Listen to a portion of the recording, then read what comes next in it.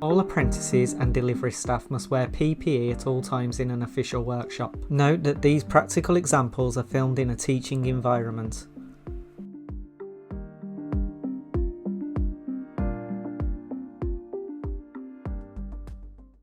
The next step are the live tests, and the first sets of live tests we have to do are actually at the incoming supply, okay, to make sure that that's sound before we introduce that supply onto our circuits.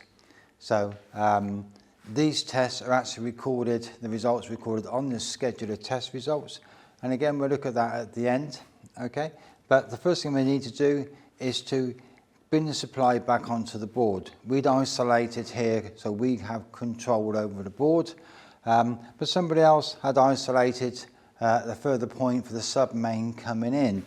So at this point, if you're doing an AM2 for example, the assessor will now remove that for you to bring the supply up to the board. So we'll just take this isolation off.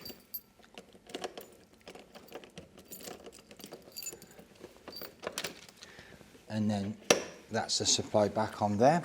So now this isolation stays on. You don't want to be taking this off just yet, because during these tests we're going to be removing the main earth, okay, and we need to know that it's all sound before we take the isolation off. So it's a little bit kind of in the way, but we're going to leave that padlock on there just while we do the first sets of tests. The first test we have to do is to check the live polarity. So for that we need a voltage indicator. So here is our voltage indicator. If you're using a voltage indicator that is not yours, just been handed to you, you've not seen it before, it is worth just checking that it seems to be in good condition.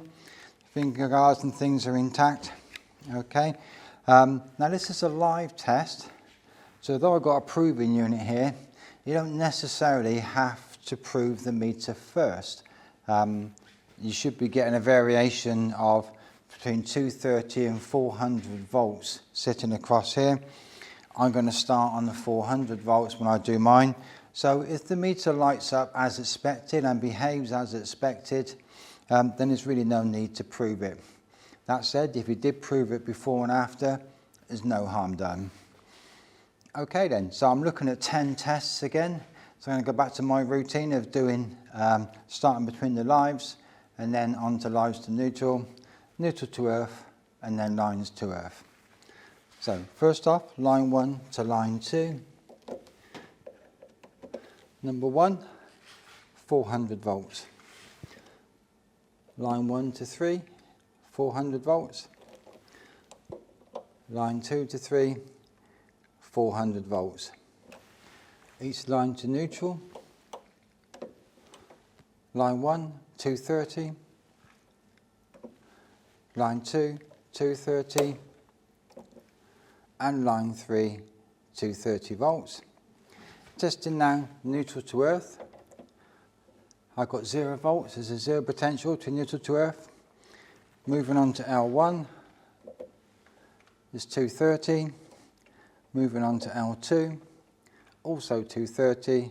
And finally test number 10, going on to L3, 230 volts. Okay, so that's the live polarity test. I've got the readings that I expected, so now I could confirm that on the test sheet. One thing worth mentioning, I said there's no need for you to prove the voltage indicator before and after, and that's kind of true, but of course one of the tests, in neutral to earth, was to all intents and purposes a dead test, 0 potential, 0 volts. So if when you're deciding your order of tests, if you finish on a neutral to earth test, then it would be prudent then to prove that meter afterwards to confirm that was a valid test and not just that the meter's popped. So my advice would be put your neutral to earth somewhere in the middle, so it proves it as you go through. But failing that, yeah, you could then just pop back onto the known live source and just prove it after that neutral to earth test. Okay, let's fill in the paperwork.